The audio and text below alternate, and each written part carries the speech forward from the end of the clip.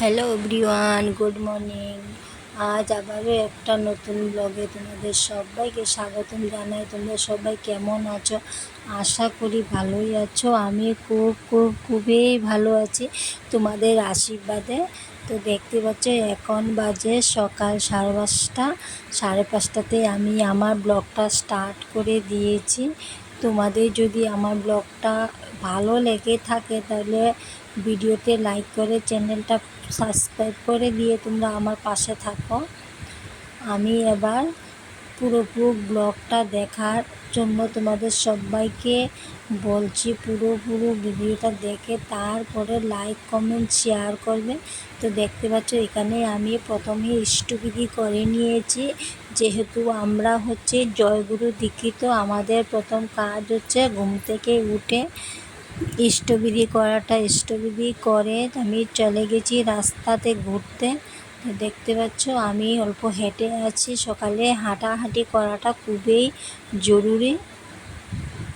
এবার আমার হাঁটাহাঁটি কমপ্লিট হয়ে গেছে। এবার আমি ধুয়ে নিচ্ছি মুখ দাঁত ব্রাশ করে ভাবছি যে কি করব আজকে সকালবেলা। এতটাই গরম পড়েছে, সারা দিনটা যে কেমন করে কাটবো তার জন্য ভেবে যাচ্ছি। তখনই দেখতে পাচ্ছি ওই দিক থেকে আমার মেয়ে আর তার একজন বান্ধবী এসেছে। ওদেরকে বলছি তোরা বস। তাই আমি মুখ ধুয়ে স্নান করে আবারও চলে এসেছি ঠাকুর ঘরে ঠাকুর সেবা দেওয়ার জন্য।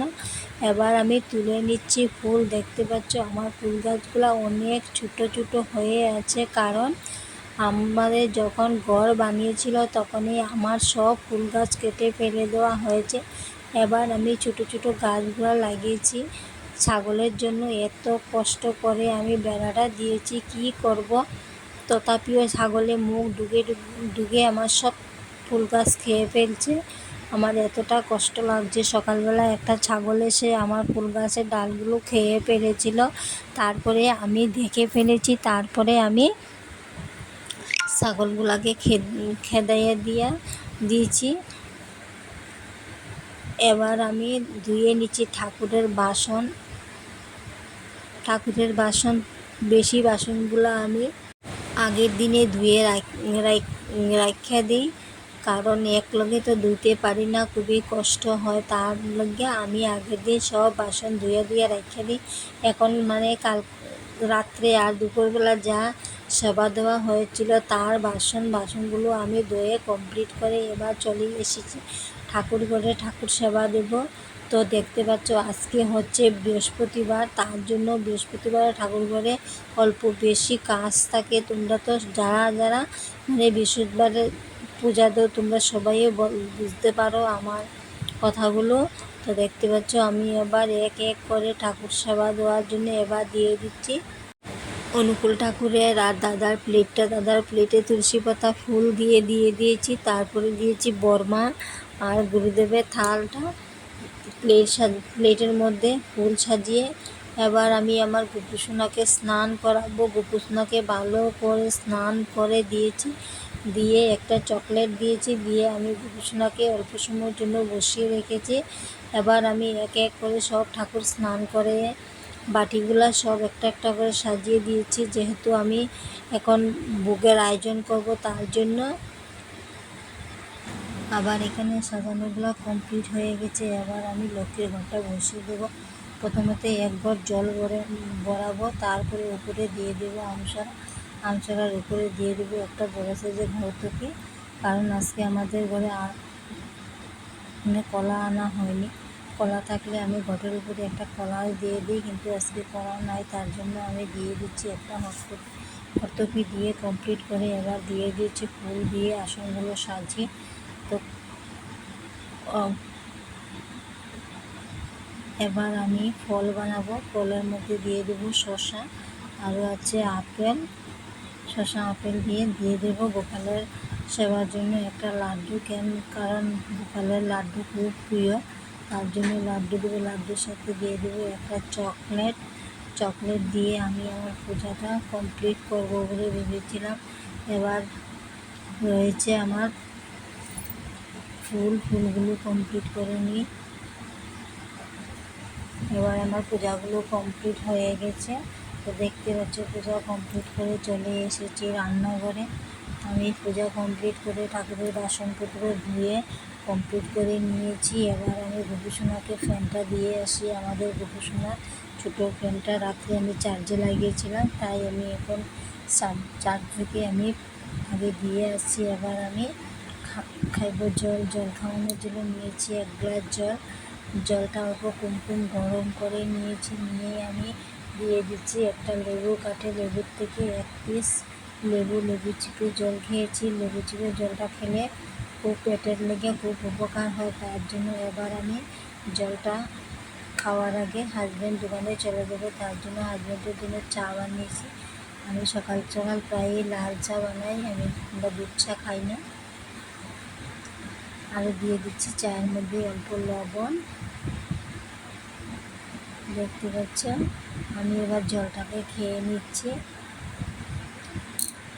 সকাল সকাল তো জলও খাওয়া যাচ্ছিল না, আমার জলটা খাচ্ছি আমার কীরকম জানি লাগছিল। জল খাওয়া কমপ্লিট করে কিছুক্ষণ পরে আমি খেয়ে নিচ্ছি লাল চা আর একটা বন। লাল চা বন খেয়েছি, অনেক খিদা পেয়ে গেছিলো। এখন বাজে 7:30, তাই অনেক খিদা পেয়েছে। আমি বনটা খাওয়া কমপ্লিট করে আমি আবার কি রান্না করব, রান্নার জন্য ব্যবস্থা করব। আমার চা খাওয়া কমপ্লিট করে আমি চলে যাচ্ছি ঘরের অন্য কাজ করার জন্য। আমি এবার মুছে নিচ্ছি ঘর মোছা শেষ করে চলে যাব কাপড় ধোয়ার জন্য। আজকে বেশি একটা কাপড় ধোবো না, কারণ অনেকক্ষণ ধরে বৃষ্টি পড়ছে। এখন আবার কড়া রৌদ্র উঠেছে, কখন হচ্ছে বৃষ্টি কখন হচ্ছে রোদ, কিছুই মহিমা বুঝতে পারছি না আজকে যে কী হবে। তো আমি কটামান কাপড় ধুয়েছি, কাপড়গুলো এবার দিয়ে দিচ্ছি রোদে। এখন কিছুটা রৌদ্র উঠেছে, তার জন্য আমি কাপড় মেলতে আগে চলে যাচ্ছি, পরে এসে বাকি কামগুলো করব। তোমরা কোথায় থেকে আমার ভিডিওটা দেখছো, প্লিজ তোমরা আমাকে একটা কমেন্ট করো। তোমরা তো জানো যে হাউস ওয়াইফে যে কত কষ্ট করে ভিডিও বানাতে হয়। এতটা কষ্ট করে আমি ভিডিও বানানোর পরেও যদি তোমাদের কোনো একটা সাপোর্ট পাই না, তাহলে কি করে হবে বলো তো। তোমরা যদি আমাকে সাপোর্ট করো তাহলে আমার অন্য ভিডিও বানানোর আগ্রহ থাকবে। এখন আমার মনে হচ্ছে আমি আর ভিডিও বানাবো না, ইউটিউব থেকেই আমি চলে যাব। এত কষ্ট করে ভিডিও বানানোর পরে কোনো আমি সফলতা করতে পারছি না। যাই হোক, আমার দুঃখের কথা তোমাদেরকে আর কি বলবো। আজ আমি বানাবো ছোটো রৌ মাছ দিয়ে বেগুন আলু দিয়ে ঝোল। আমি এখানে কড়াই বসিয়ে দিয়েছি, কড়ার মধ্যে দিয়ে দিয়েছি কয়টামান জিরা দিয়ে এখানে দিয়ে দিয়েছি মশলার মধ্যে আছে জিরার গুঁড়া, ধনিয়ার গুঁড়া, মরিচের গুঁড়া, আরও আছে আদা রসুন, আদা পেঁয়াজ ফ্রেশ করা, আর একটা দিয়ে দিয়েছি টমেটো, আবারও দিয়ে দিয়েছি স্বাদ অনুযায়ী লবণ দিয়ে আমি ভালো করে মশলাটাকে কষাবো। যতক্ষণ মশলা ভালো করে কষানো হয় ততক্ষণেই মানে ভালোভাবে সেন্ট উঠে আসে। এই মশলার মধ্যে তরকারি বানালে মানে অনেকটা টেস্ট হয়। তোমাদের কেমন হয় বলতে পারছি না, কিন্তু আমি ওইভাবে মশলা ভালো করে কষি যখন সবজি বানাই, আমার কাছে খুবই ভালো লাগে। আমার আবার বেগুন আলু দিয়ে যে কোনো ধরনের সবজি বানালে আমি খুব ভালোবাসি। তার জন্য এবার আমি আজকে ট্রাই করলাম বেগুন আলু দিয়ে মাছ দিয়ে। আমি বেশিরভাগই মানে খালি বানাই পেঁয়াজ দিয়ে, আজ আমি ভাবছি যে এইভাবেই বানাই, দেখি তো কেমন হয়।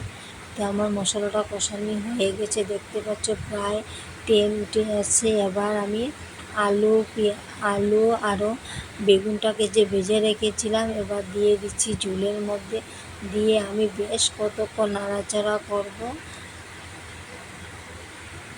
ভালো করে না কষাইলে যে কীরকম একটা গন্ধ আসে, গন্ধটার জন্য আমি সবজি খেতেই চাই না।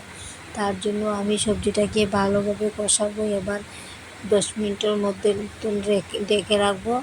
ঢাকিয়ে রাখার পরে দেখতে পাচ্ছ সবজিগুলো প্রায় মানে মজে আছে। এবার দিয়ে দেবো হালকা পরিমাণে ঝোল দেওয়ার জন্য আমি এবার নিয়ে নিয়েছি 1 গ্লাস জলটা আমি মেপে দিব, বেশি ঝোল দিব না। আমারও কিন্তু বেশি ঝোল খেতে ভালোবাসি না, আমি একটু শুকনো শুকনো খেতে খুবই ভালোবাসি।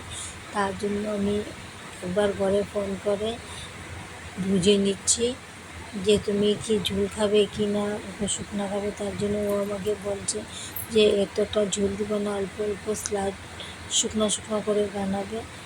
তো দেখতে পাচ্ছি আমি এখানে ভালো করে কষায় নিচ্ছি। এবার দিয়ে দিচ্ছি জল। এতক্ষণ আলু বেগুনটা কষাইতে কষাইতে যখন আলু বেগুন থেকে বেরিয়ে আসছে তেল, এবারে দিয়ে দিচ্ছি জল। জল দিয়ে কিছুক্ষণ ফুটিয়ে রেখে দিয়ে দেব মাছগুলো দিয়ে অল্প ডেকে রেখে চলে যাব আমি বাকি কাজ করার জন্য।